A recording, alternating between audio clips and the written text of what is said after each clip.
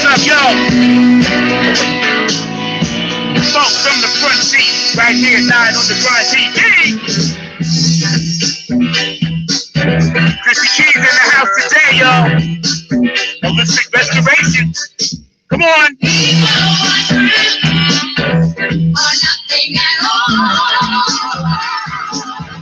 North Carolina, you in the house?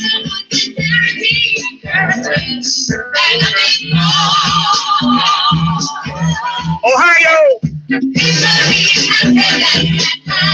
Detroit,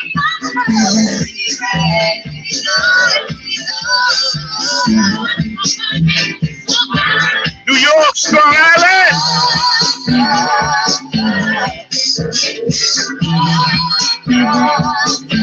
South Carolina, Virginia, Georgia, Detroit, Minneapolis. Where you at?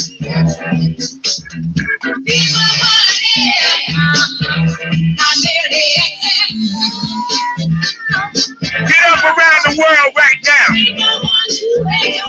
Eat some of this spiritual food, y'all.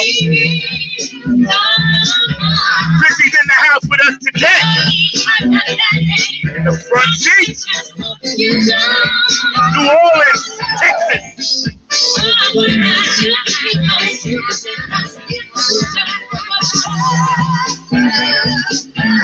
Australia, Germany, England. India, Dubai.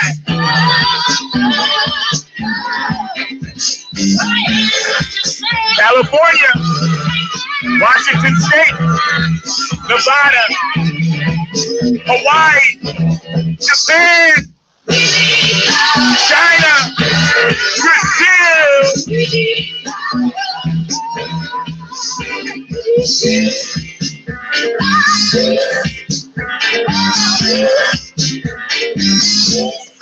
Woo!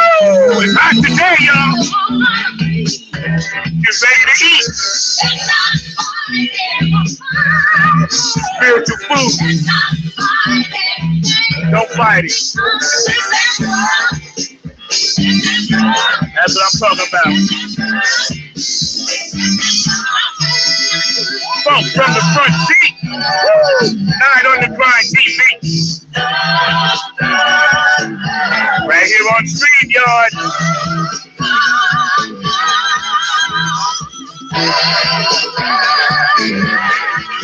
Happy Head Montgomery Productions, y'all.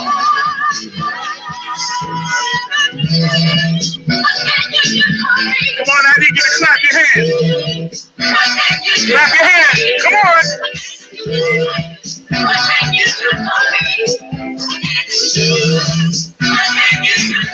Clap your hands, y'all. Some of y'all ain't clapping.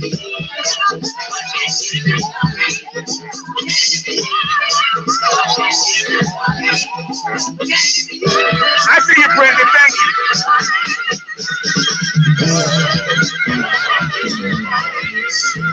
What's up, Patty? What's up, Bootsy?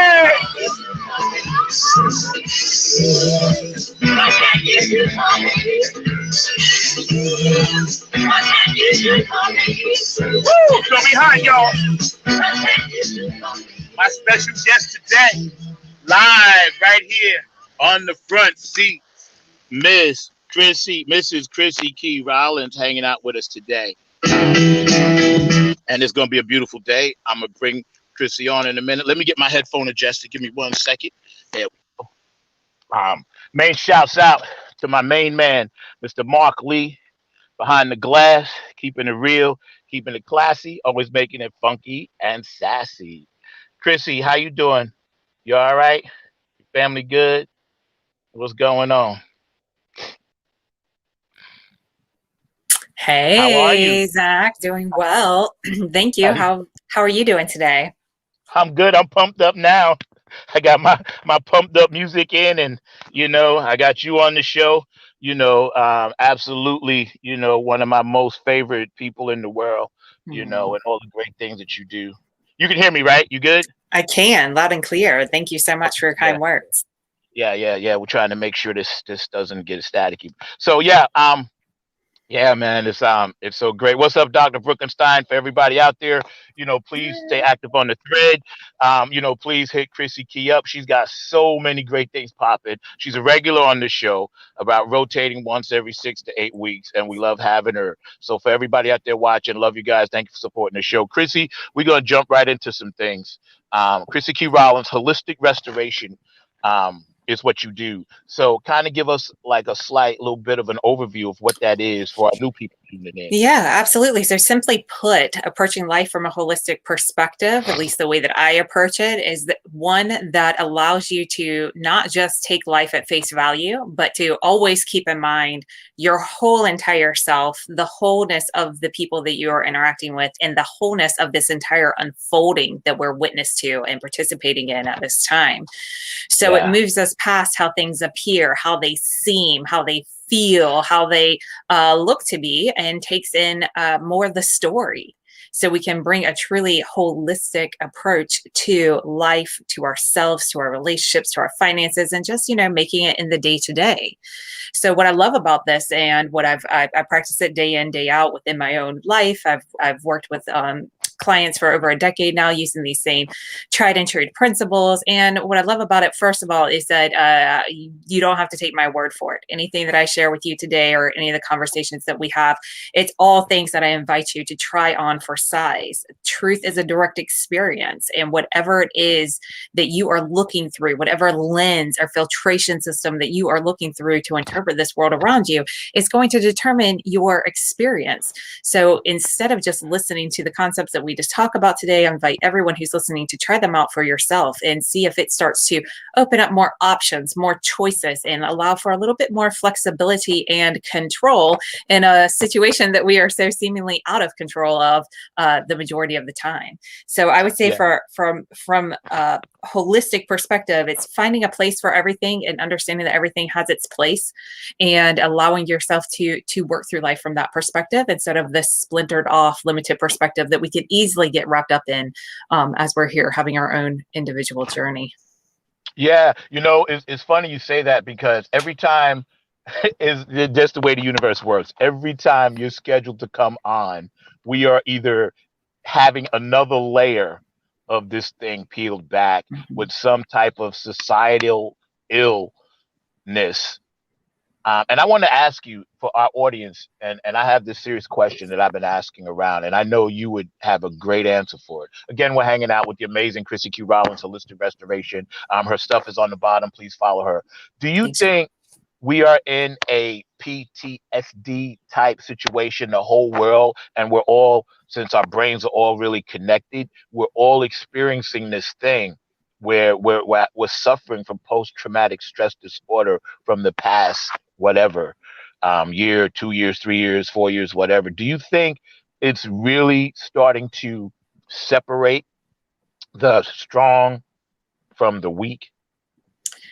Yeah, well, I think that it's a pretty safe assessment. I mean, of course, I'm not a psychologist, can never diagnose or, offer any kind of like treatment along those lines. But I could say that it's safe to say we've been subjected to a large amount of trauma pretty much throughout our entire lives, but especially Yes. over this past year, there's been a number of opportunities to really see where you stand as far as your mental fortitude, your spiritual fortitude, and just your ability to survive. And that's kind of part of what I've been talking about for over a decade with people, because that's one of the first things that I work on when it comes to shifting your mindset and taking a different approach to life, is waking yourself up to the realization that you are living in a survival mode mentality.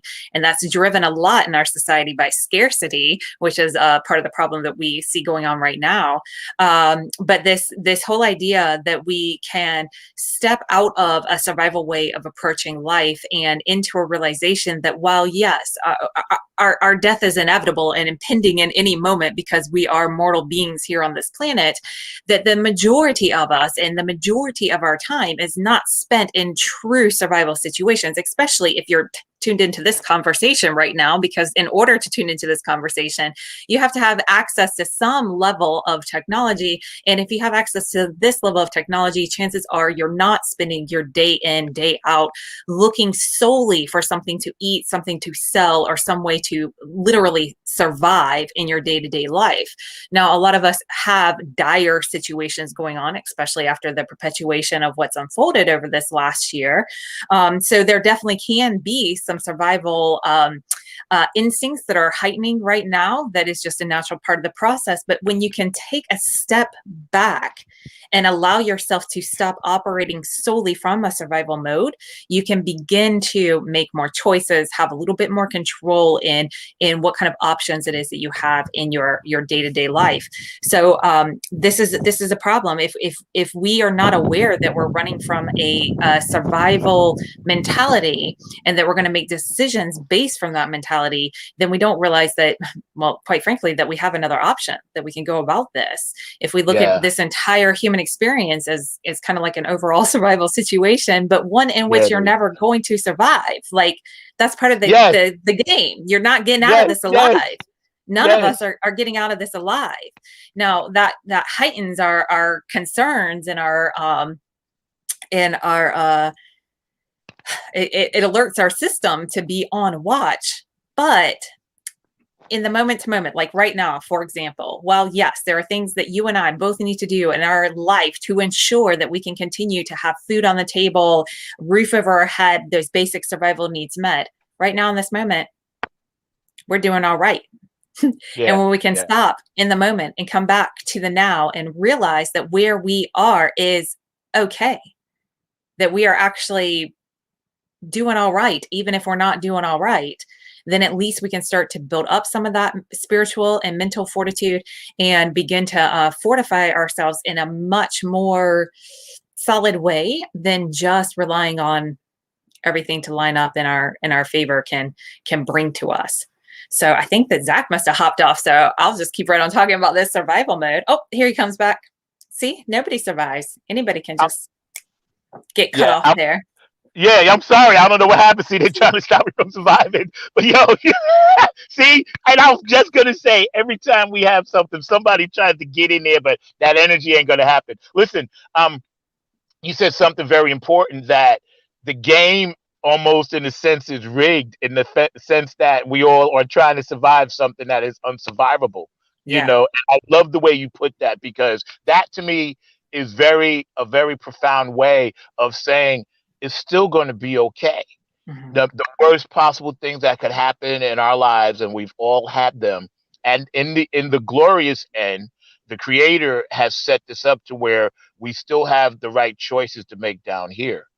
And as you mentioned so eloquently, and again, we're hanging out with Chrissy Q. Rollins, holistic restoration healer. Please follow this woman. She's one of the most gifted people I know on the planet. I have several people in my life that are like that, and you're definitely one of them. And I urge everyone out there, check out what she's doing, because she's making it happen in a big way.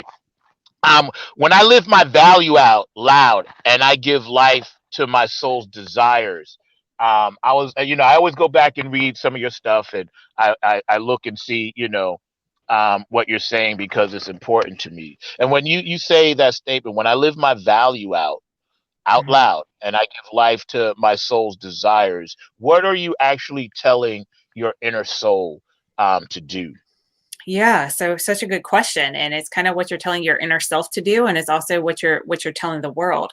So often, many of us like to walk around and we talk about the things that we hold valuable, things that are priorities to us, things that matter most to us, but yet what we actually do in our day-to-day life doesn't always match that up. I mean, if you think about like what's your 5 favorite things to do ever, and think about the last time that you did them. Right. Is that what you're doing every Tuesday night? Or was that the last thing that you did before all the quarantines and shutdowns started? So getting an idea of what it is that you value, and then also not just looking at how you think about it and what you talk about it, but how are you living your life? So I value a holistic experience.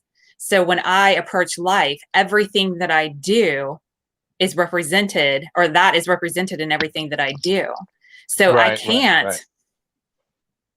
I can't, it kind of limits my options because I'm here to honor my value. And if a situation doesn't honor my value, then, and I have to compromise what it is that I find to be most valuable. Here's a great situation. I work for myself. I've worked for myself for the last 14 years. I've had lots of opportunities to take other jobs along the way. They all sound really, really nice, but they don't Right. really honor my top value, which is my Yeah. family, my family's top priority. So yes, that means providing for them, but that also means living my life with them. This Yeah. past year, my husband's been home full time for the past 2 years, and our daughter's been home Mhm. doing virtual schooling for the past year. And one thing that we have certainly taken away from 2020 is that we like being around each other. I mean, it certainly Yeah. brings on its Yeah. own challenges, but like to me, I'm like, this might be what we're meant to be doing instead of him going away 10 hours a day, me going away 10 hours a day, the child going away 10 hours a day. But wait a minute, we signed up to create a life together. We brought this child into this world so that we can experience it together. So now Yeah. moving forward, we're going to do whatever we can do to make sure that we can all stay Yeah. home. Or if she Yeah. does choose to go back to full-time, traditional schooling, then it's going to be a different approach than what we did before. Yeah. So it's a matter of getting a good idea of what matters most to you. And then, quite frankly, having the courage to unapologetically approach life from that perspective. So many Yeah. people are waiting for things to line up so that they can go take the next move. And I'm here to say they're not going to line up until you make the move on your own. As soon Yeah. as you make Yeah. it the move, life will be there to meet you. But until That's you right. take the move, then life won't be there. So That's right. especially in this day and age where a lot of people like to talk about what they think, and a lot of people like to tell other people that how their thinking's wrong and how they need to be thinking differently. I just Yeah. challenge everybody, if you're going to be putting your opinion out there on what you think, take a look at how you're living and make sure that how you're living lines up with how you think. Because if you Hmm. think, for example, I'm not even trying to get into this conversation, but it's just a hot topic right now. If you Yeah. feel that there's no point in wearing a mask, if you feel like that's bad science and you feel like it's a mandate that you cannot follow and not something that you can adhere by, but yet you only wear it whenever you go to your job that doesn't pay you enough to live into the life that you really want, but you're only wearing the mask because your employer said that you had to. Well, now you're Hmm. compromising your value for a paycheck that doesn't even equate what it is that your true value is. So this is where we get kind of messy. And when we're not aware that we are out of alignment in this way, it makes Right. our interactions with other people that much more challenging, because now we got a couple out of alignment people coming at each other, not seeing their full Hmm. selves in the equation. So I kind of took that a little bit off, but I hope that helps to illustrate No, it a little bit better. that's exactly right. And what I was going to say, when you mentioned about your family, right? Families being together, even though we're in this massive technological boom of everything is everything, instantaneous, and everything is connected in some kind of way. Before all of this, centuries, eons ago, the tribes were together all day. Yes, the men would hunt, and yes, the women would cook, and the kids would play. But basically, the tribes, every tribe around the world was a tribe, and they call it a tribe for a reason because everyone stuck together. Everyone worked together. You had certain jobs in the tribe. If you were a hunter or if you were whatever, the protector or a warrior like me or whatever, right? You had your job, but you basically were still in close proximity to that tribe. And now it's almost like, the unveiling of this thing has brought us back to like, we need to all get that tribe mentality back within our families, within our neighbors, our communities, and just understand we have to function together. Like I was on the line the other day, right? And I'm standing in a store. I'm in Dunkin' Donuts, and I get behind a lady, and I like to talk.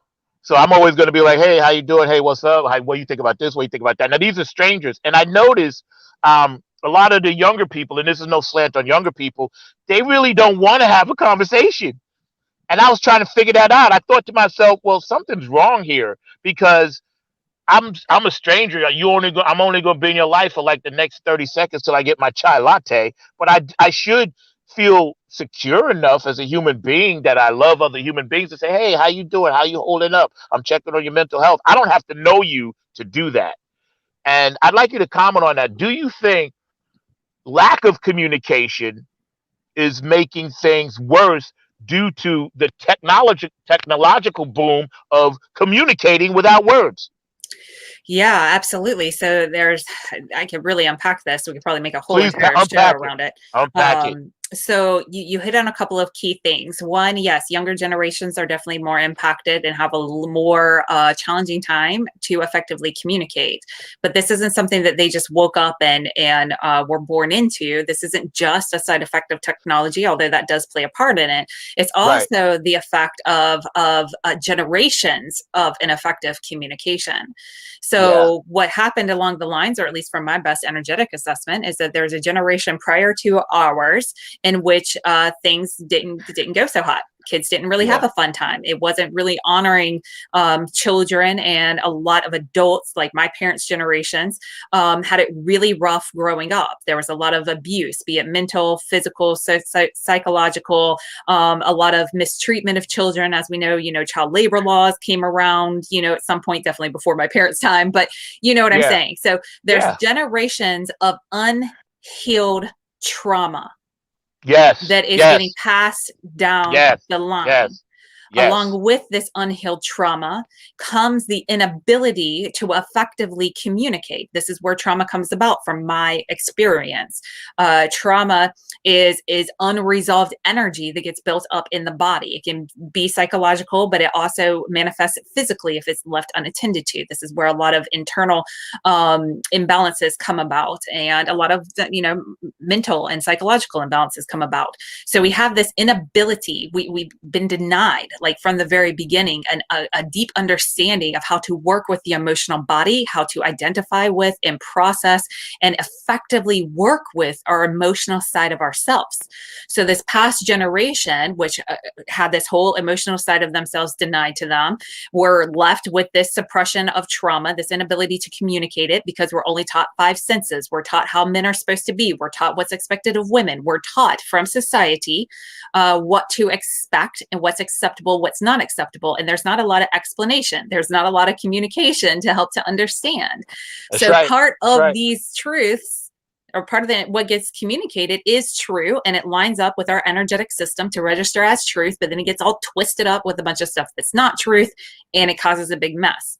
So this gets passed down generation to generation to generation. So the next generation comes along. They're like, whatever I experienced in childhood was messed up. I'm not going to do that same thing. I don't know how to heal myself. I don't really know how to break the cycles of passing this along. All that I know is that I'm going to do something different. So they do Yeah. their best to do something different. Maybe that looks like giving them their kids things that they never had. Maybe that's telling them yes or not being as strict as their parents were to them. So then Yeah. what begins to happen is that a lot of leniency is given with, again, the lack of foundational communication and understanding as to why these things are happening the way that they're happening. So we got one generation that we realize we can't repeat. We got another generation that's trying to figure out where to go from here. And then that gives us the byproduct of this younger generation that has been going through this ancestry of unhealed trauma that gets passed down the line. They know that they can't have everything that they want, but at the same time, they've kind of been given everything that they want because we have this instantaneous kind of society Yes. that they've grown up in. So we're Yes. just kind of at a loss. We don't know how to communicate. We don't know how to communicate down the line, going back. We don't know how to communicate going forward. And what's really, really interesting about all of this is that you don't have to know how to communicate with everybody. All that you really need to know is to understand the communication that's happening within your physical and emotional self. And when you Yeah. start with that understanding, then you can get back to the humanity that is within you and within the individuals that are around you. And then we can stop looking at generational issues and blame and shame, and we can begin to just start to have, again, a human to human, heart to heart connection with other Yes. individuals on our planet, because Yes. that's the way that we have survived as a species. As you pointed out, we are tribal beings. So what's interesting is that there's this kind of like double-edged sword to that. One, we crave tribe. It's part of our survival. As long as we are accepted by the tribe, as long as we have tribe around us, we are more likely to survive. This is what Right. everybody runs from. I don't care who you are, because I know people are going to argue with me on this. I don't care, because I know that I'm right on this one. I don't care who you are. You have a fundamental subconscious need to be liked and accepted by other people. That's right. Even if you say you don't care, it doesn't matter if you care or not, you still need it. Because if you're accepted by others, your survival and safety is more ensured, and that puts you more at ease. This is why it's important to understand where that survival line really starts and ends, so that you can stop functioning as if you're not in a survival situation, and at the same time start functioning as if you are. It's both of those Yeah. things at one time. So we got the Yeah. tribe that we need to be a part of, like society. That's why we don't want to hurt anybody's feelings or have anybody block or unfriend us. And then we also have the fact that we all come from individual tribes. So how my Yeah. tribe did it growing up is different than how your tribe did it growing up. And even if we have some of the same similarities on the outside, we had individual experiences. Yes. And Yes. because this isn't something that's talked about for some strange reason in our society, we're all walking around with this preconceived, presumptuous, subconscious notion that you're thinking just like me and I'm thinking just like you, and that we're all in this together, when in truth, you're thinking like Zach and I'm thinking like Chrissy. And the only way that we can process anything in this world is through our own individual experiences and perspective of the world. So if we Yep. can stop Yep. fighting for my way's the right way or the only way, and start to realize there's more than enough room for all of our ways, Yes. Yes. then we can Yes. start to have the conversation that's really needed. We can begin to come together and work cooperatively as tribes. We can begin to heal some of that tribe mentality and approach it in a much more balanced way. And we can stop holding or trying to force other people from other tribes to be like our tribe, or shunning others because they're not like our tribe, and Yeah. understand the unique individual expression that we came here to birth forth as an individual on this planet, how that is a value within itself, how that is whole and complete in all that you came here to do to begin with. And we can begin to untangle ourselves from all this other conditioning that has us wrapped up in the scarcity mentality, that has us fearing for our lives, that has us living out trauma day in and day out. And we can begin the healing process. And that's why I love the holistic approach, because it doesn't require anybody else's commitment, cooperation, time, and energy. It's only my commitment,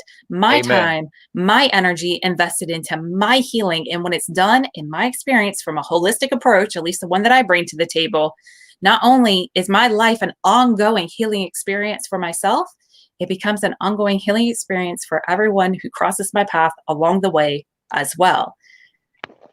You know, And that, I think, is a powerful thing. it is a powerful thing. And getting back to what you just mentioned again, Chrissy Q Rollins, the greatest, holistic restoration healer. Please follow her. Please, I like to invite you guys to get live on the chat. Welcome to Funk from the Front Seat, 9 on the Grind TV, and thank you StreamYard for allowing this platform. When as an empath, and again, I was using the young lady as an example. She was in her mid 30s, and it's almost like when I did speak to her, she wanted to be spoken to. Yeah. And she smiled underneath the mask, like, wow, I can't believe a stranger's talking to me, just asking how I'm doing. And I could see she was not taken aback, but taken aback in like a positive way. Like, even though we were all dealing with the gas and this and that and the whole world crazy, this and that upside down, she understood that, well, one human being is trying to reach out to me. And when she spoke back to me, I simply wanted to acknowledge to her in a metaphysical, mental telepathy type of way. Listen, I'm an empath. I know you're standing here right now, but I feel you're in pain. And then I pointed to my third eye and I said, "Are you okay?" And she said, "Yeah, she was going through whatever." And it was only like a 30-second conversation, but I was letting her know, as a hybrid that I am, that listen, I feel you. I see you. I feel you. We're here with 6 other people in Dunkin' Donuts, but I understand right now I'm supposed to be here to tell you, hey, it's going to be all right. And I made her laugh because I said, listen, I'm 63 years old. I said, trust me, we're going to survive this shit too. Right. And then she just laughed and she said, I needed to hear that, because people that never had to experience some of these things that some of us that are elders in the tribe, like you just said before, love, they are completely freaked out. Mhm. Their whole world has been in a dime flipped upside down. Like with us older heads, it was a gradual flip because we just didn't have this instantaneous information. And I feel like I just want to give the world right now, if you're out there, I'm giving you a big hug and a kiss because I think that's what the world needs, you know? I wanted to ask you, um, communication logic and communicating logic without heart or heart without logic, it doesn't really honor the full you.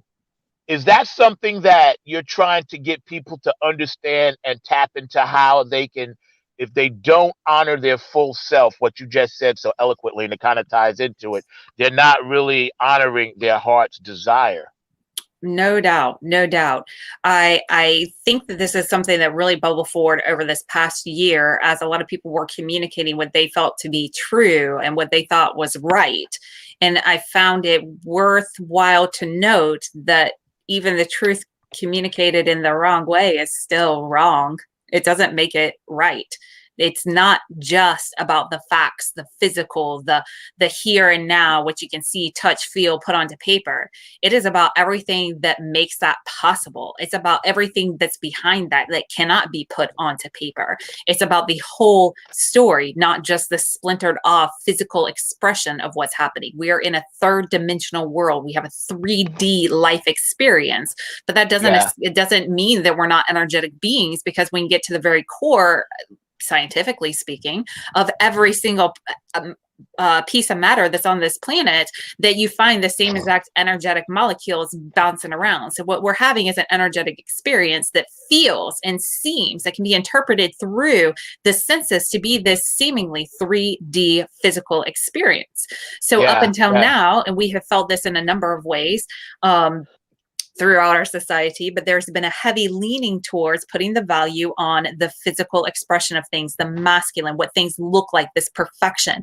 Think about this perfect looking corporation, shiny new label, top of the line kind of thing. But then you get behind the scenes and they're not really following protocols. They're not really looking out for their customers' best interests. They're not really at all taking time to invest in individuals. And then we feel this on the other side. We've seen it happen in our corporations. We've seen the heavy patriarchy of our society and how that weighs us down. We've seen this constant fighting for this recognition of the less masculine, the more feminine expression of things. And now we're yeah, hitting a yeah, point where, in order to continue to evolve as a species on this planet, we're hitting a pivotal point. Thankfully, we've already tipped the scales, but what we're watching play out here in the physical, it doesn't look like we're quite there yet. But what we're yeah, experiencing is this evolving past, putting all the value on the physical and into welcoming that more. So where a 30-year-old's perspective is their 30 years, now this 63-year-old perspective comes in, and now we've got more. We've just yeah, expanded the world. We've expanded the universe. We've expanded the options. We've expanded the conversation. We've expanded everything that's happened. And yeah, yeah, and if we can take this thinking into our interactions with each other, then we can start to realize it is not about what just measures up on a piece of paper. It is also the compassion that you use to communicate the information that's on there, the understanding that there's a full feeling human being on the other side that you're connecting to and relating to. And you hit on something I'd love to kind of bring back around too. You kind of mentioned sure, tapping into telepathy and using that ability to send energetic thoughts and communication to another being. This is something that is on the rise. We're getting back to this innate yes, intelligence that we have to be yes, able to yes, communicate to each other solely through thoughts. So yes, I love to give this advice because, you know, a lot of people are really hungry in wanting to know what they can do to make a difference. What can I do to make a difference? There's so much need in so many different directions. I could probably list a dozen things that are hot right now in our society that could use some loving attention. And they all seem so big. Like, how can we make a difference just being a one single individual in these big, huge issues that are weighing on our world? And I'm here to say one of the best things that you can do is to use your power of telepathy to send positive, radiant energy over to the situation. All has been resolved. It is impossible, or this is a fun idea to play around with within your own mind. What if it's impossible to be faced with a problem that doesn't already have a solution that is underway? Yep. So if we can, instead of looking at this like something that we have to figure out, and instead start to look at life as something that we came fully equipped to participate in, and that all of Yep. this is just data and feedback cueing us into what our own individual particular mission is, then we can, yes, follow those callings on our heart to go out and take some kind of activation on some part, but we can also follow those instincts to just send out thoughtful communications with our mind. I did this Yes. really Yes. great little bite-sized video. I can't remember if it posted yet or not, but I know you'll find all kinds of tips like this if you go to my YouTube channel. You can just search for Chrissy Key Rollins on YouTube or Holistic Restoration. It'll come up either way. But I did this really great little tip on how to turn worry into something that can help to empower you. And one of the best ways to do that is to understand that, like, if you have a concern, like we could take this gas example just to kind of make it something light. You've got a trip coming up next week. You hear there's gas shortages, and you don't know if you're going to be able to get gas to get to where you're going, and that might be disruptive to your plans. So you can realize that the gas situation or the next week hasn't come yet. You're in this week. Yeah. There's Yep. no telling what's going to happen over the next week. That's So right. instead of running through all the scenarios in your mind about getting to the gas tank or getting to the pump and it all being sold out and it still being a problem and all the domino effect of all the horrible things that can happen on the other end of it, or you can use your energy to put yourself in a position where everything's getting resolved. Don't know how it's getting resolved, but it's getting resolved. So instead of using your energy to pick apart all the ways everything's going to go wrong, you can use your energy to send love, blessing, gratitude to the individuals that are fixing the problems, the ones that are running the businesses, that are helping people get the gas lines, the ones that are getting gas, the ones that aren't getting gas. You can send out love and support to every single person on this planet, and it will be a better use of your own time and energy than sitting here trying to figure out all the ways that things can go wrong and all the possible solutions on how to fix them.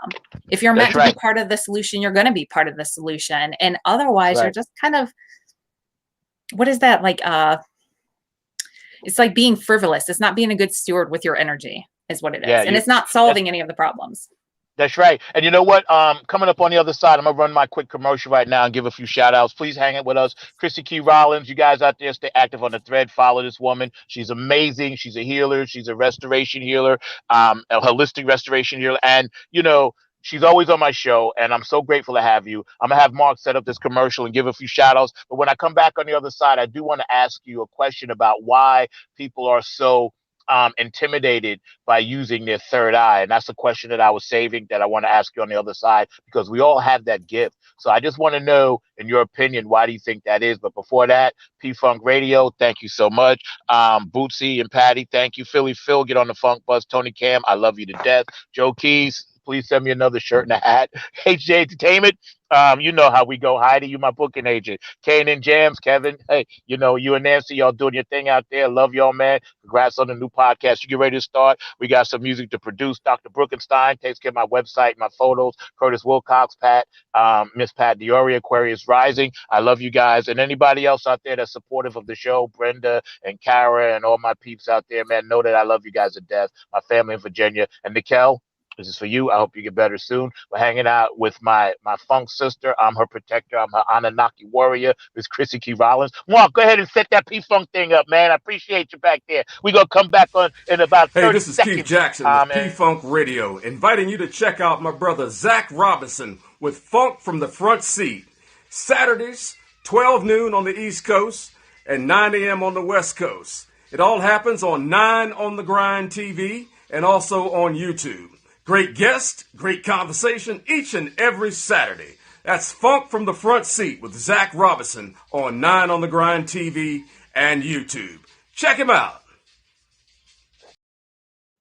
I love me some Keith Jackson, JTRP. Thank you for always promoting my music, man. I love you to death, man. So, Chrissy, again, I wanted to ask you, why are we collectively afraid to take that next step using the mental gifts that we all have? Yeah, I think that that's a really great question. So I guess we can make sure that everybody's up to speed on this whole concept of a third eye. So speaking energetically, you have this energetic center that sits right here at the center of your forehead between your eyebrows, that's referred to as the third eye. And energetically speaking, this is the place where you're connected to being able to see what lies beyond the physical, so that you can have a deeper understanding and a spiritual connection to what is happening in this world around us.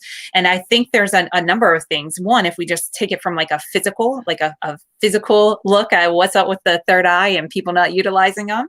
When we take a look inside the brain, this is not my area of expertise, but it certainly has come up many times throughout the past decade that I've been really diving deep into this holistic realm of things.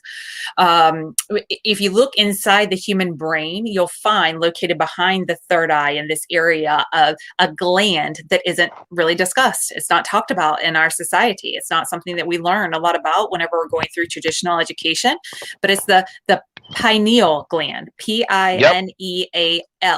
I highly recommend, if this is a new term for you, that you do some research. Go to some alternative media sources, do some really good research into pineal glands and find out ways that you can help to support it and you can help to decalcify it.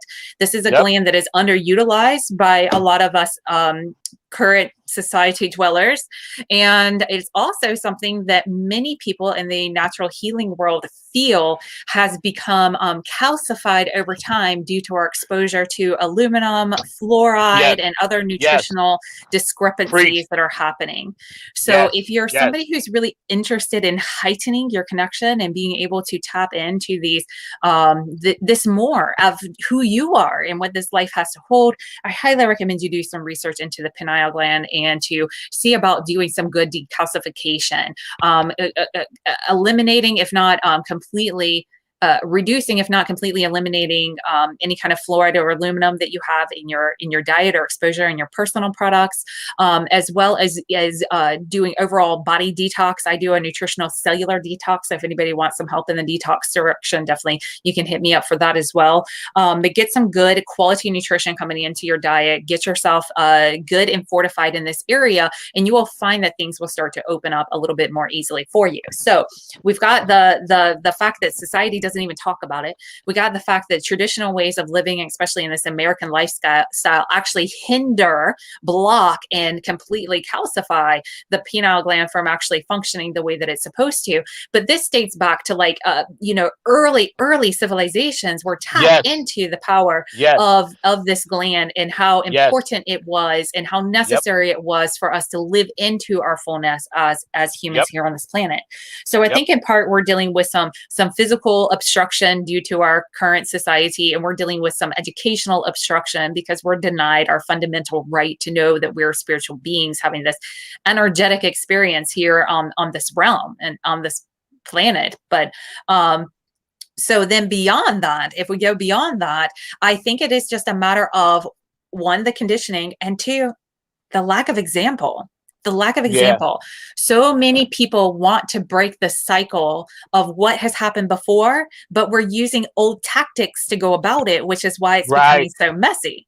So you can't take a stand for the massive child abuse that would have done to kids by beating up your neighbor because they think differently than how you do now. Like that's not the answer to the solution.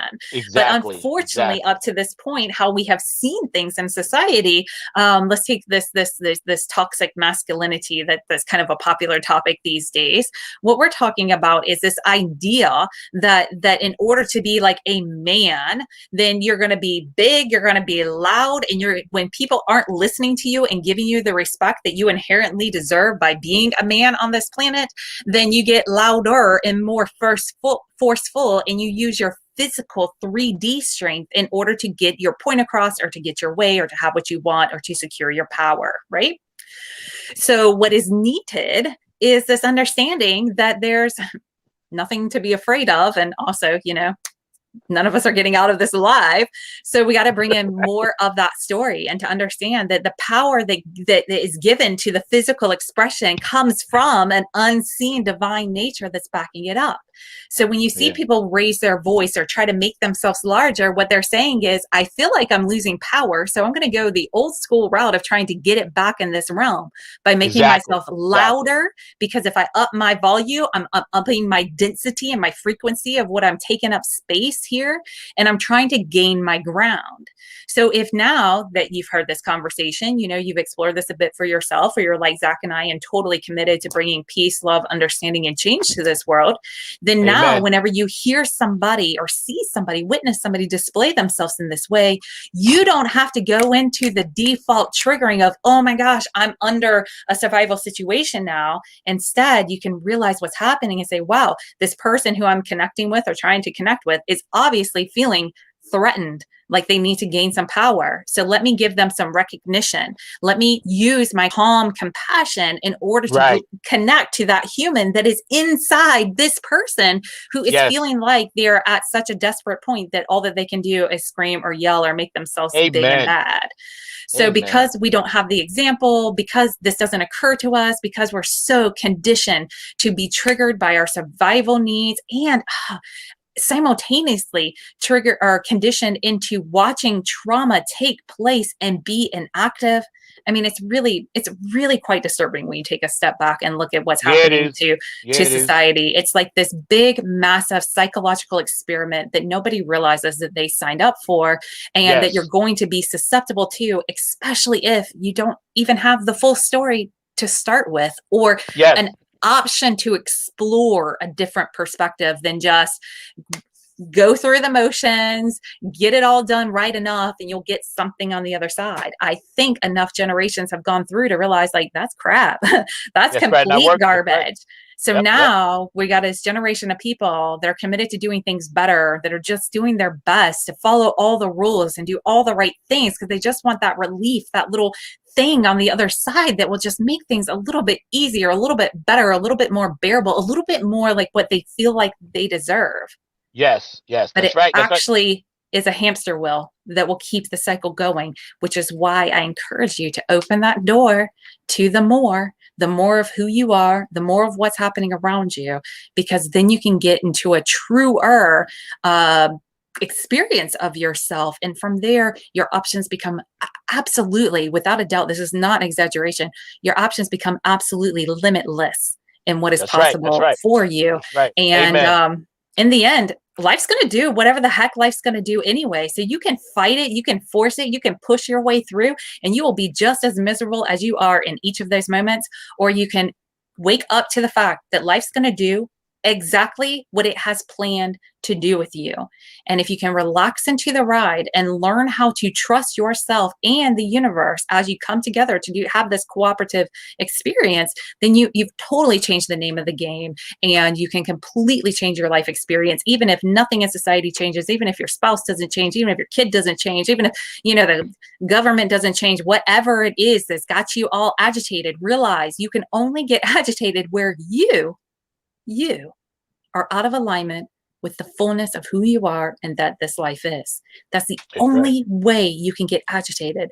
So if you're tired of all the agitation, it's an inside job, and you got to dive deep into there. But it's a lot easier than what it seems like. We just don't talk about it, so it seems like it's hard. No, it's a heck of a lot easier. A heck of a lot easier than going about life the way that I was, because I'm somebody who's just extremely overwhelmed all the time. And if you're empathic, you're going to get inundated with everybody's energy all the time. Just thinking about going somewhere gives me anxiety because I get tapped into the collective energy of all the people that are there. I'm a mess. I'm an absolute mess. Which is why anchoring into this has been so pivotal. I mean, to the point that I've created a whole practice around it. It's all that I talk about on my YouTube channel. I mean, this is what I'm all about, because it's the only way that I can just breathe and move through life with any kind of ease at all. And I encourage everybody, if it makes it easier for me, I want to share it with others, because it might make it easier for you. And maybe none of this resonates with you. Maybe none of this is hitting the mark for you. And that's completely fine too. That's okay too. But if it does pique your curiosity, I encourage you to give it a little firsthand try and see what happens. And two things you said that I got to touch on. And again, we're hanging out with, Chrissy Q. Rollins, Holistic Restoration Healer, on Funk from the Front Seat, on 9 on the Grind TV. Thank you, StreamYard. I appreciate you guys and everybody out there. Main man Mark Lee behind the glass, keep it happen. All the fans, please stay active on the chat. You guys can always go back and watch all our shows on YouTube. Chrissy is a regular. I bring her on regular. She is like Oprah used to bring Dr. Phil. Chrissy is that for me. And two things you said. I brought up I wanted to bring up the third eye because I'm trying to utilize, especially today's little segment here, about how to open that door. I have another really close friend of mine, Kara, up in Ohio. I love you, Kara, and we talk about things like this all the time. And matter of fact, I'm going to put you two guys together because you guys have a lot in common. So, Kara, if you watch Great. it, this is Chrissy. Chrissy, you didn't see Kara, but Kara's over there somewhere. So, Hi, Karen. I brought this up because I feel that when I studied the Egyptian and I looked at and I study a lot of Egyptian stuff, I was more into their art, their cave drawings, because I believe anything that's written in stone is meant to be. They can't change it. Man can't lie. And when I say man, I mean man, woman. Man can't lie and change the pages of a book. I mean, change the pages of a wall that's made out of brick like they can a book. And when you said the pineal gland, the Egyptians used to worship. They got pictures of that gland. That's why you always see the third eye. That's why I got my ankh and my third eye tattooed on me, because I know where I come from. And another thing you said that touches my heart, it almost made me cry just now, is that we're spiritual beings in a physical body. But the reason some of us are having so much trouble is because we will not accept the fact that we're spiritual beings in a physical body. We think the other way around. And that Abs- hurt me. Go ahead. I'm sorry. Go ahead. Yeah, I was That's all I was going to say. Go ahead. Yeah. Some of us haven't even been given the option to consider it that way. You know, religion's been heavily indoctrinated. Our school system's been heavily indoctrinated. Our mainstream media has been heavily indoctrinated. And if you can't see that, then I'm inviting you to take a step back and to consider that there might be more to the story than what you're being dished up and served. Exactly. And exactly. we could have a whole conversation about why that is and how to get around it or whatever. I come from the perspective of it is how it is because that's what we do here. So if you're waiting for the chaos and the conflict and all of that to settle down so that you can finally relax into life, well, you're going to be waiting literally your whole life because the chaos happens here. The contrast happens here, but out here in this physical world. And it is like our navigational tool to help us to understand, or maybe I could say that the other way, inside of us is a built-in navigational tool to help us to decipher this out here. And we've been told what to think about ourselves, about each other. I mean, I was just thinking about this the other day. We are taught from like the youngest age to start to not trust our body, to not like our body, to be embarrassed by our body, to laugh at our body, and to basically not like ourselves from a very, very, very young age. We start the poop jokes. We start the body embarrassment. I read books to my daughter. They are all like every book written for a little girl seems to have some element of shame and blame and self-judgment going on with it. And if we can start to realize that we're given a whole bunch of information that gets us to not like the way we look, not like the color of our skin, not like the way our hair is, not like the way our family is, not like everything that's fundamentally given to us, the only things that are our own true possessions, our body, right? And then we pair that with a society and product industry that booms from you not liking yourself and wanting to change your hair and change your skin color and change everything about you. I mean, if you think about it, like you said, you've been around 63 years. I've been around 42 years. I mean, I remember as a kid, shampoo is coming on the market and they're supposed to be the best things. Well, what are these things that we're doing 40 years later? They're not improved. They're not better. They're full of ingredients that dry your hair out and perpetuate the need for more products and more consumerism. When you can start to see how deeply wrapped around consumerism is with self-hatred and self-loathing and this whole separating us from each other in society, it's really quite disturbing. If you allow yourself to get deeply wrapped up in it, it's enough to make you throw up. And I'm not one to like really throw up over things. It's enough to make you throw up. It turns my stomach, like if I really think about how deep this all goes. So again, we can get wrapped up in the sinisterness or the seemingly wrongness of this world, or we can understand that's our challenge here. Yes. What would it be like to be a limitless being who was born into a perception that you are limited? And then how would you navigate life? Thank you. That is the human experience in a nutshell. A limitless being pretending as if you have limitations. What would Thank that you. be like? Thank you. Thank you. So And our superpower isn't being able to control outcomes. Our superpower is being able to define what those outcomes mean, and more importantly and specifically define who we are in relation to these yeah, outcomes.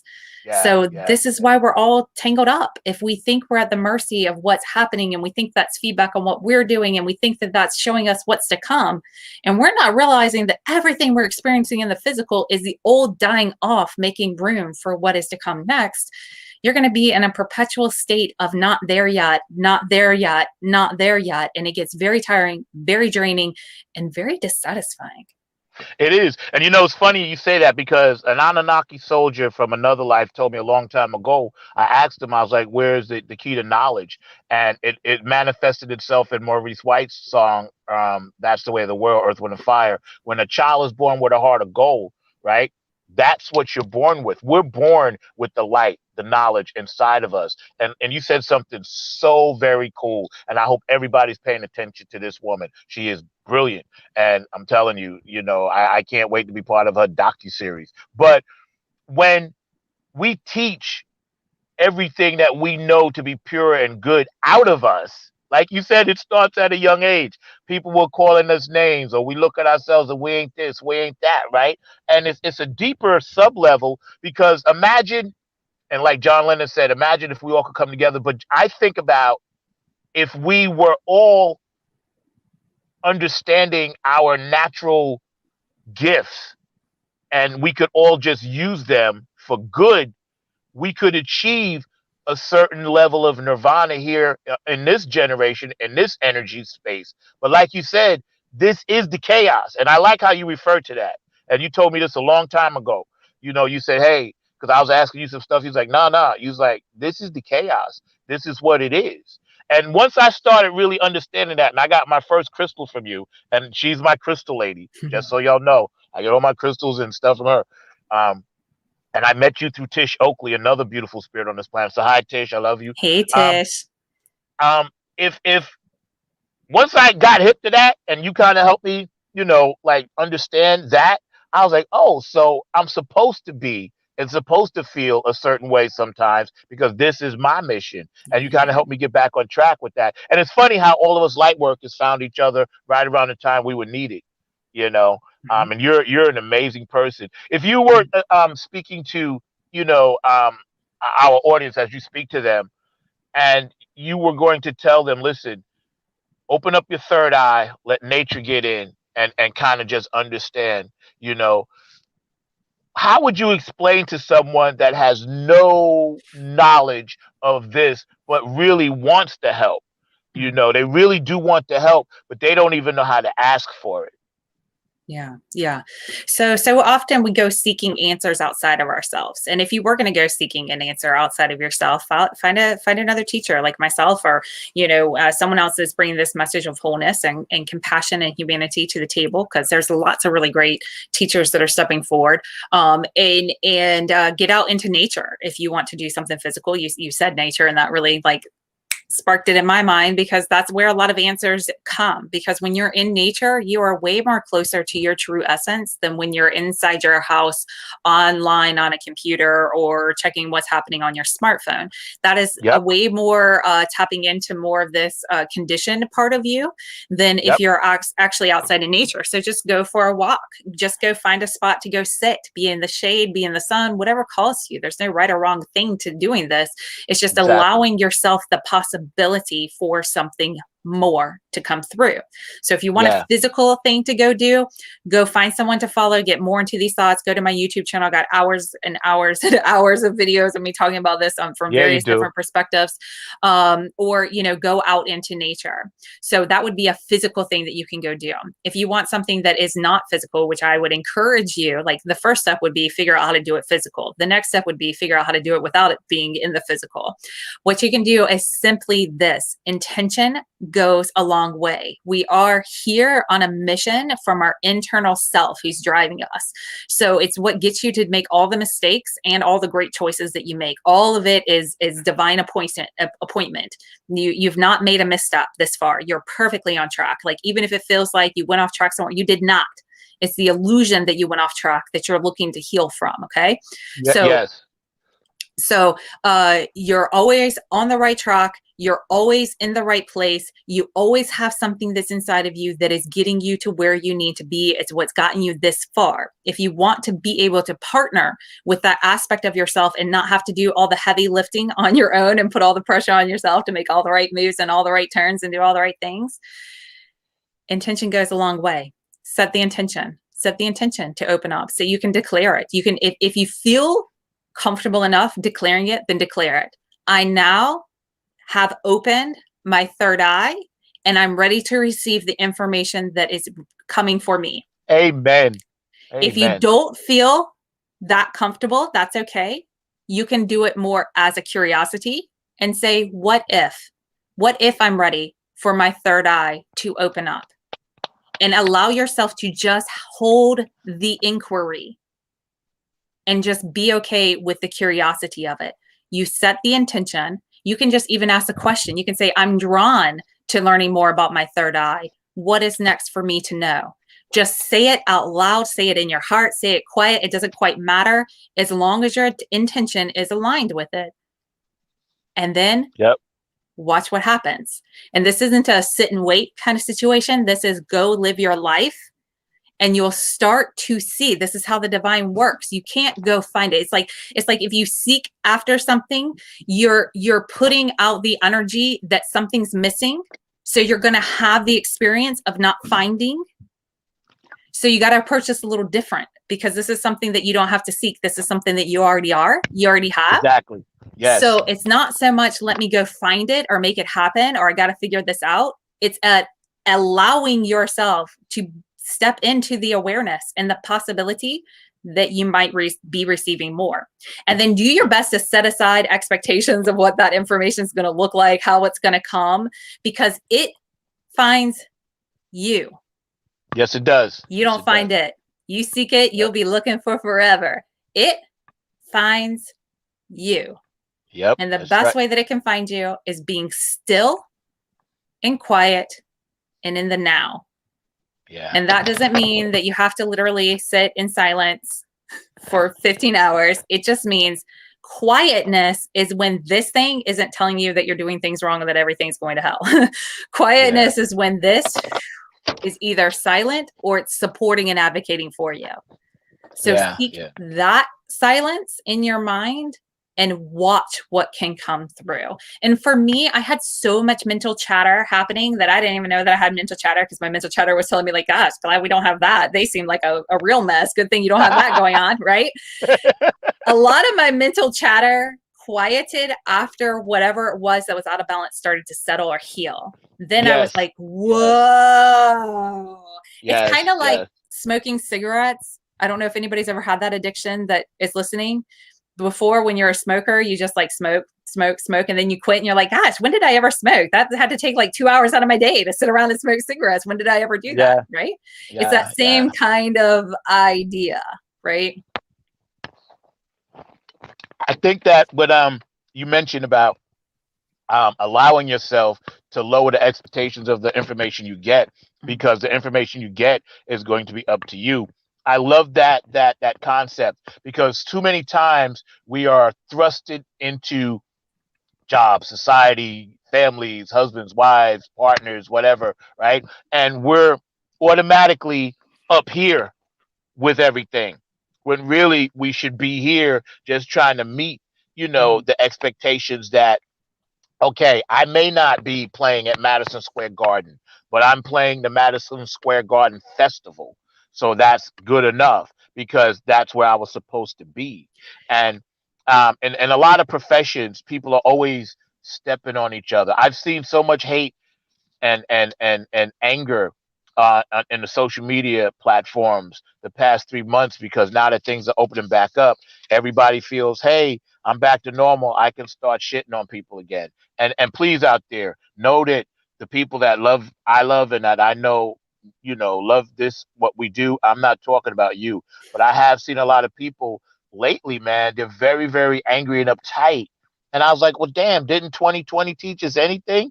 We just went through this. Now it's almost like after 9/11, we was friends. Everybody was good for about a year. Then after that, everything went back to normal. It's the same thing. I'm like, 2020 taught us, we don't have to hoard the gas. We don't have to fight each other at gas pumps. We don't have to call each other names. We don't have to fight each other. We're supposed to be peaceful. The veil 2020 was lifted to teach us this. But again, it was like ding, round 10, now everybody's back in their corner. And that Yeah. bothers me. It hurts me. I cried the other night. I woke up crying for society and the world. Not one particular thing. My heart was so heavy with pain because, like you said, when you go out, you get anxiety because you're an empath and you're like, damn, I got to get ready to feel everybody's shit. You know what I'm saying? I felt the same way. And I woke up, Chrissy, and if it wasn't so late, I would have texted you because I couldn't understand, like, how come people just don't see what we see? Yeah. I just, I don't know. Yeah. What do you think? Yeah. Yeah. I feel you fully. I've cried many, many tears that are not just my own to shed, but crying for humanity, crying for I'm just the sorry. sadness. And Yeah. it's sad. It's very, very sad. We can look at this from so many different angles of sadness for sure. Yeah. And I take those to be how we fortify compassion. Because Yes. as much as we like to think, well, if these atrocities just wouldn't happen, then we could be in this fortified state. But unfortunately, it's not how things go here. It's not how things go. So when you do feel overwhelmed, allow yourself to feel it.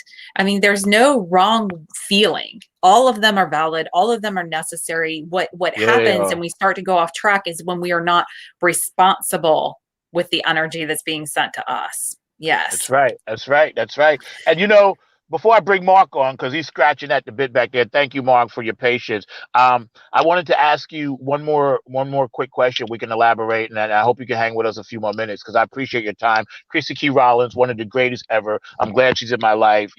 She's my ride or die. So you know what? We got each other's back, and I really appreciate everything you've done for me. On screen and off screen.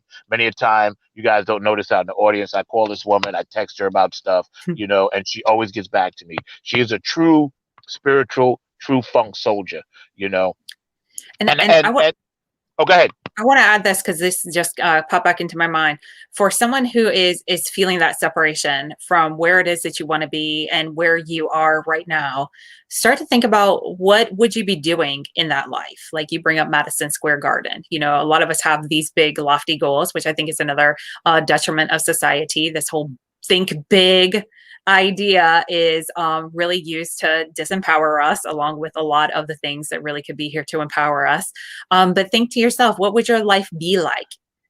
What we're always reaching for is not an actual thing. It is an experience. So the internal self conjures up visions of what we think will evoke that experience that we're looking to have. So it brings to mind Madison Square Garden and playing on stage and having an audience full of fans and people loving to hear you do what you love most, for them to enjoy. And that's great. That's a really, really cool vision. But if that's not happening in your world, or if you're amidst shutdowns or other nonsense that's happening in society, or maybe you don't have supportive people like myself and Zach in your life on a regular basis, maybe you don't have someone that can help you to, navigate your way to those loftier kind of dreams. But if you start to think to yourself, what would I be doing? What would I be doing if that was my life? How would I be spending my time? What would I be thinking? How would I be showing up to my days? You can start to pull the energy of what that life would be like into this current life. And you can start to realize, maybe I don't have Madison Square Garden, but I've got 5 neighbors that'll come together. And what I want to be doing is singing and making a difference. And when we can understand what we're reaching for, it's not an experience so that we can just go out and play. What experience specifically that we're reaching for, which is why so many people turn to drugs, alcohol, addiction, sex, social media, binge watching, all of that. What we're really searching for, it's not an experience like something to put our bodies through. It's an experience of ourselves. Yeah. So if you realize the reason, or part of the reason that your soul craves to be on that stage at Madison Square Garden is because your soul sees you as a rock star. And what it is craving is not for you to follow the steps, to be on a stage, to make it big, because how many people are still wildly unhappy whenever they do that? What your Yeah. soul self is nudging you towards is to see yourself through the eyes of those audience members as they're watching you on that stage. And you pull that into your day-to-day life. You pull that into and infuse that into all the music that you make, all the ways that you go about when you're standing in line at Dunkin' Donuts, whenever you're out in traffic, whenever you're waiting for your turn at the gas pump, whatever that thing is, you bring that energy, you channel that energy like you are the man that's on that stage. And this isn't an egoic thing. This isn't a, hey, I'm here, pay attention to me kind of thing. This is a, I am bigger than what this person in front of me sees. And they are bigger than what they see themselves to be. So I'm going to show up in my fullness, regardless of how they show up. And I'm going to honor their fullness, regardless of how they honor mine. That's the energy. That's the star power. That's that quintessential thing that we're all craving for and we want. It's not this recognition of, oh, that person's cool. It's this recognition of the person has within themselves who knows who they are and that they don't need anything added to them and nothing can be taken away from them that will ever change their magnificence, their value, their worth. That is what we're truly hungry for. That is what we're truly craving. And maybe from that place, Madison Square Gardens comes about. Maybe it doesn't. But regardless, your soul is satisfied. That's right. That's right. And you fed yourself. And that's why, when I was posting today, I said, you're going to come on and feed us with some serious spiritual food. And, today you have completely knocked it out the park as always. I'm going to bring my main man, Mark Lee, on. He always has a question, and for you out there that watching, please support us. We love you. Anything that you need to ask Chrissy, you could always reach out to her. All her information is on the bottom. I love all you guys out there. Funk from the Front Seat, 9 on the Grind TV. My producer, my brother, my friend, Mr. Mark Lee. I know he has a question for you, Chrissy. Well, first, it's going to give y'all a little bit of a story because I was listening to Christy and everything, and I was actually thinking about this story, and it actually comes back to something that you said earlier, Chrissy, which is sometimes we have to observe Mother Nature. And I was actually out and about yesterday, and I saw something that people may think isn't all of that big of a deal, but it sometimes tells the story of life and everything. And it was two little birds. I think they might have been wrens, they might have been sparrows, or they might have been something along those lines. And there was a big, and I mean a big crow and everything.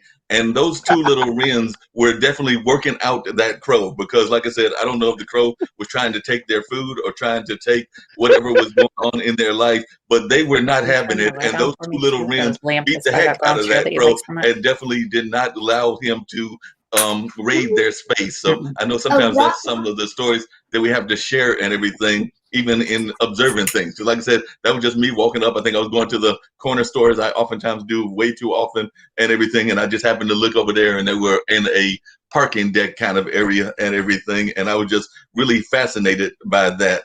But the question that I had for you, Chrissy, and if you want to add to that whole story and everything within the question is, I think sometimes one of the things, and you have alluded to it in the show, as has Zach and everything, is we have to be very much about supporting folks when they're going through hard times. I had the pleasure yesterday of being on Brother Mike's show, and Brother Mike had a 2-time suicide survivor who is now going out and helping people not commit that violent act against themselves and everything. And then another friend of mine, Nancy Barrows, she is a abuse survivor. She actually goes out and talks about that abuse that she suffered at the hands of her granddad when she was a youngster. She's probably around your age now, in her 40s. But every time that she goes out and speaks about these things, and she does it on social media, on different talk shows and things of that nature, she oftentimes will have folks like me that come in there and show our support for her as she's telling that stories. And she always gives us a commendation for being there to support her and all of that. So I think that one of the things that we don't do enough of is we don't do enough communicating and having empathy and listening to the folks that are in our circles and things of that nature. So I'd love to hear your thoughts about the importance of support and the importance of having empathy for folks that are going through hard times, and maybe even, as I just named those two examples, traumatic times. Thank you, Mark. Yeah, totally. Absolutely. So it's interesting that you mentioned the birds, because I have seen that happen a lot lately. A lot, where there's smaller birds that are not having it. not having it with whatever larger bird that's around. And I see it over and over. I've seen it like no less than 6 dozen times over, or excuse me, no less than half a dozen times over the last like 2 months alone. So it's a continual thing that nature's letting us know that the tides are tipping, that the things that are small actually have way more power, and that the things that have the vision of being big, or just because they got a big forceful expression in the physical world, it does not mean that they are going to run the show. It's just not really how it's going to go, because it's not what ultimately we came here for, which is really cool. And yes, you bring up a very, very good point when it comes to listening to other people and recognizing the trauma that we have all been through over this past year, let alone whatever stems before that. A lot of us have been through very traumatic experiences. There's a lot of really great counselors and ways to work through that traumatic experience. But since the majority of people are working through it without that spiritual component, without really understanding the emotional side, without bringing in that full story, like how can you ever sit fully with an abuse story without it bringing in the bigger picture of understanding that we're moving and evolving something bigger than all of us forward, and that we're just a drop in the barrel. You know, part of what helped me to realize that this is the place that chaos happens is that one day it dawned on me, there's been a lot of really great spiritual teachers that have shown up on this planet and have done some remarkable work while they're here. So much so that they still impact our lives today here in 2021. Yeah, they but do. they never stopped the problem. Mhm. It still went on. Did that mean that they were invalid? Does that mean that their teachings don't work? Does that mean that we're just, destined for, damnation? Or does it more speak to the testament that this isn't going to stop, because that's not what we do here. We come here to forget that we're spiritual beings having this human experience, just to connect to that knowingness within ourselves, and then to connect to the other people that are here. And I look at it all as one. I realize that there's not an experience or a situation that I can interact with anybody else, be it physically or just mentally in my mind, that doesn't directly involve me. Right? It's interesting that you brought that up, and thank you, Mark, for jumping in. It's interesting because the thing with the animals is really cool, and we always should be following nature's thing. But Chrissy, what you mentioned before about how we are sorry, I had a new phone case, and my phone case today, for everybody out there, is it just won't stay in one spot. The energy in my car, you see I'm moving around, is bouncing all over the place. But that's because this is an important subject. But what you mentioned earlier at the top of the show, and we were talking about inside and what your soul desires, we get ready to wrap up in a minute. But when your soul is intact and you're able to present out to the world that positive power, like say you have, Mark, like say you have, Chrissy, like so many others that are in our circle have, right? And then we come back to our quiet space. Can you tell the audience, for other empaths, how do we power down is the question, because that seems to be an issue that I've talked with several other empaths and my coaches. How do we actually physically power ourselves down so we can then recharge?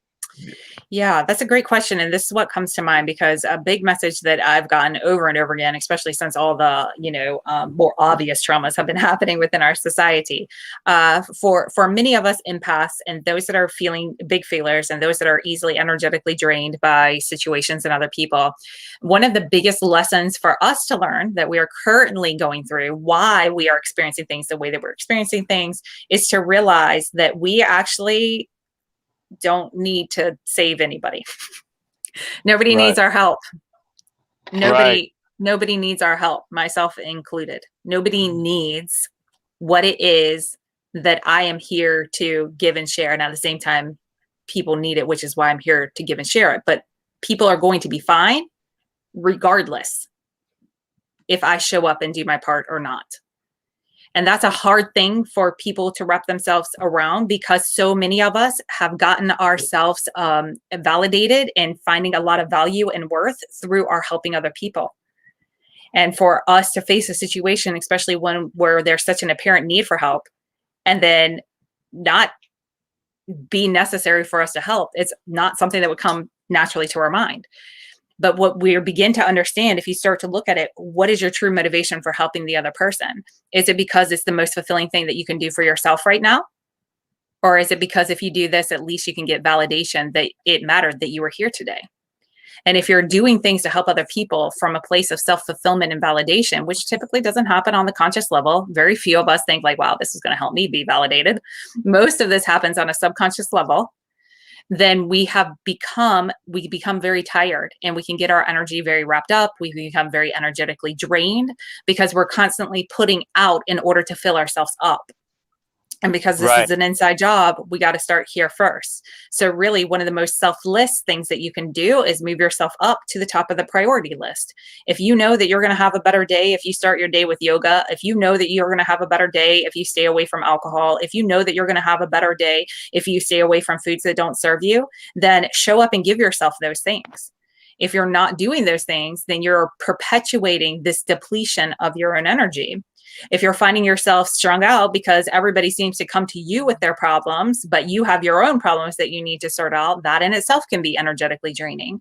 So instead of trying to fix and manage and do everything for everybody, begin the process of empowering other people by speaking into them how they are capable. Instead of, if someone says, hey, I've got this problem, instead of being like, what can I do for you? Instead, ask them, well, how do you see yourself working this out? Allow people to be more empowered to solve their own problems and to realize they don't need help. They are just fine how they are. Now, I mean, there is help and guidance that can happen, but we're talking about an energetic level here, right? So if you're helping people energetically, depleting yourself, getting caught up in what's happening in the days, depleting yourself, you need to find ways that you can get yourself full to overflowing. Unplug, go outside, don't take calls, turn off your phone, don't go online, turn off your TV, get rid of it altogether. That's a novel idea. Can't cancel Netflix, get rid of these things that are giving you false fillers and false satisfaction, and find out what really fulfills your soul. For me, nature does it. For me, spending time with my daughter does it. For me, creating art does it. I love talking. I could talk about all this stuff all day long, but at the end of the day, nobody's here solely for me to help. There has to be a purpose and a fulfillment that I get if everybody else was already helped. If everybody's need was met, what would you do with your time? And that's a really great thing. Thank you, Mark. Thank you, Mark. Appreciate it. Thank you. Give it a bounce off. I was just going to really share with y'all really quickly. The person that went through abuse actually became a teacher. And the person that was involved in that whole suicide thing is actually a now practicing Buddhist. So sometimes thank you, Mark, as well. Yes. And thank you, Mark. Thank you. That's definitely part of it as well. We'll capture it here in the recording to respond back to Mark. Your challenges are not here for your detriment. Your challenges are here to help you to realize how capable and fully equipped you actually are. And as you navigate your way through that challenge, it is not for nothing, because as you learn how to work your way through the challenge, you are then fully equipped and have permission to help other people through similar challenges in a way that you found benefit. It's the same thing that I'm doing with my life and with my work. I found a way to navigate life that reduces my anxiety and ups my fulfillment and satisfaction. So I teach other people that. And this phenomenon, I believe this is the next wave of entrepreneurship. Maybe that's something we could talk about, in a future time, is the next wave of entrepreneurship is going to be led by people who are brave enough to do their healing out loud in front of other people. That's right. I share my healing process as I go through my healing process, or once I'm on the other side and can breathe and talk again, then I share what I've been through, what I experienced, how I navigated it. And it's my vulnerability and authenticity that is making a powerful difference in the lives of other people. So if you are if you're going through a healing process, now is the time to start that healing process out loud in front of other people. Maybe not on a platform like this. Maybe it starts smaller. Maybe it starts with just a conversation with one person, but challenge yourself to get that energy moving in a way that is of service to other people. And you will find so many things will make more sense in your life. You will have so much more healing, resolution, and fulfillment through your past experiences. And you can actually rewrite your whole entire DNA. You can rewrite your life history backwards and forward. And it's super powerful to do. And I think that that's the authority that's been invested in us as humans on this planet, having this magical spiritual experience together, pretending That's like right. we're just humans. Yep. And I apologize. Something over here knocked me off again. That's twice. It usually never happens, but I don't know if it's the weather, the sun, the energy. But I have so many crystals in my car sitting up here. For those of you that's watching, right, I'm gonna show you, right? I usually have all my. I don't know if you guys can see that, but there's so much. There's so much energy in my car, and literally things were flying around, and I liked it because today, I needed you, and not me personally, but the show needed you, and you're so grateful. I'm so grateful, and you're so gracious and tender and kind and honest with the words of wisdom that you're sharing on this plate of spiritual food that we're putting out to the audience. And I can never thank you enough for all you've done in my life personally and for the world. You are truly a gift, truly a healer. Please follow this woman, Chrissy Key Rollins. She is all over the place on social media. She is a holistic restoration healer, a princess, a goddess, a mermaid, you name it. She is it. And her spirit is definitely in the right place. So we get ready to get out of here. I want to thank you and taking time away from your beautiful family. Tell them I said hello. One last thought for our audience that you want to share today before we get out the front seat. Everything that you experience in your life, everything that you go through with other people, with society, all of it, there is one person who is continually going through all of it with you. The good, the bad, the ugly, the physical pains, the emotional pains, all of it. Not one person is you. So remember to be gentle, kind, compassionate, understanding, and loving to yourself, because it's going through all the stuff that you're going through as well.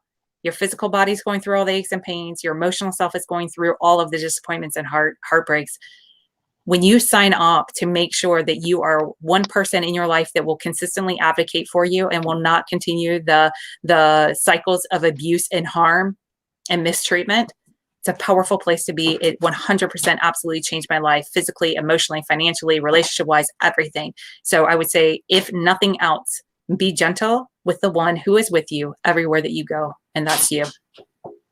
Amen. Thank you for joining us. Everybody out there, thank you for tuning in to 9 on the Grind TV. Funk from the front seat. Thank you for your support. Thank you, P-Funk Radio and JTRP and Brenda Robertson and Bootsy and Patty doing their thing. Philly Phil, I love you on the Funk Bus. Tony Cam, Joe Keys, I love you. Please send me another hat and shirt. HJ Entertainment, Heidi, I love you. Thank you for booking the band.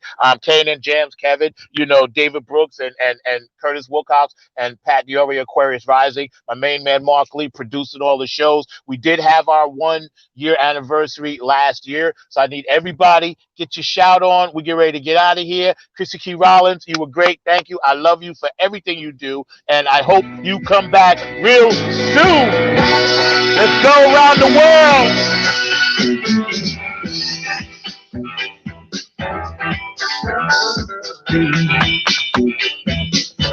You know how we do. North Carolina, where you at? Georgia, Ohio, Tennessee, New Orleans, Minneapolis, Strong Island, Bayshore, y'all, New York for life, Queens, Staten Island, where you at? Philadelphia, Dr. Brookenstein. Everybody around the world, let's do it together.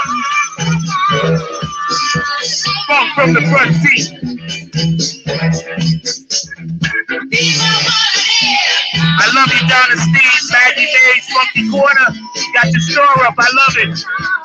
Shoot dog, Otis. If you feel like shouting, Brenda, go ahead and shout. Ohio, California, Washington State, Nevada, Texas, Hawaii, Mahalo, Samoan, doing the Humpty Humps. China, Japan, Korea, Annyeong Haseyo. Tammy Diego, I love you. I'm so glad to be in your circle of life now. Woo. Australia, I'm coming for you, Carmen. Whitney Bieber, how you doing? Germany, Tanny, I love you. Steady Groove, loving you. Gangsterville Radio. Peace Folk Radio. Philly Phil, love you. All my club funketeers, you know I love y'all. I got you. When we go do a show. Maryland, Washington, D.C. Dr. G, I want to get on the Funketeers ball. Come on. Surprise the Funkenstein. Dawn, you know I love you. Amuka, where you at? Chicago, Linda, I got you, baby. I need y'all to dance. Come on, get up, get up, get up.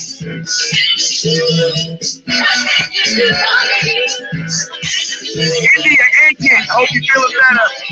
Namaste.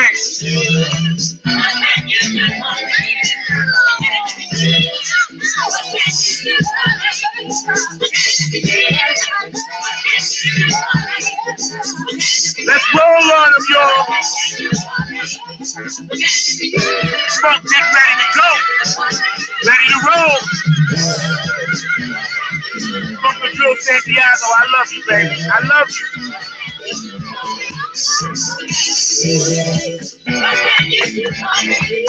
Happy Head Funk Army. You know how we do. We ain't dead yet. What can you do for me? What can you do for yourself? My parting thoughts to everybody that watches the show. I love you. I appreciate you. You know I come on, and please, YouTube, you know I don't own the rights to this music, but I gotta pump it up like that. It's part of the culture. It's part of the show. So please just give me this little bit. 9 on the Grind TV is my own thing. I started it in January. For those of you that want to support it, that's fine. You know, just it's not a money thing. You know, just keep watching the show and help spread peace, love, and harmony. That's what we do. A moment of silence right now. For everybody that has lost somebody, and I had a lot of people in my life recently that had some tragic losses. So I'm going to take a moment to recognize those people. Just a moment of silence, and then I'm going to get out of here.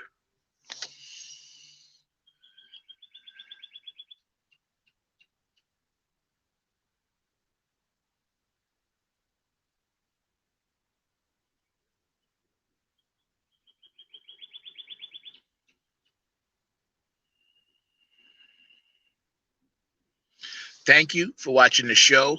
It's been real. And as we do, it's always funky in the front seat.